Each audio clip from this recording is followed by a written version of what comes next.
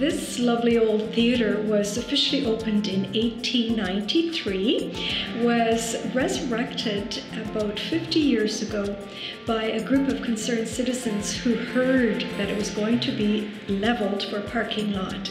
And so 50 years ago, volunteers commandeered efforts, resources, and preserved this wonderful old theatre.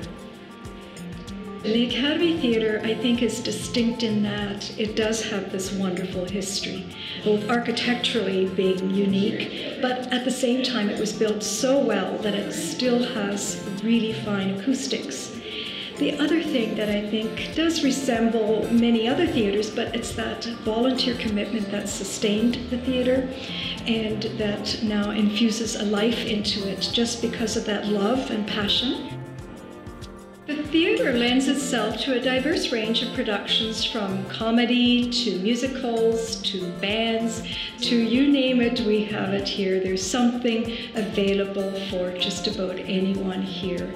We have wonderful restaurants close by within walking distance, so it really can be a destination. You just really feel that wonderful sense of being in a beautiful old building with what's reputed to be some of the finest acoustics in Ontario, and it has that magic feel about it. So I think anyone coming here will not be disappointed.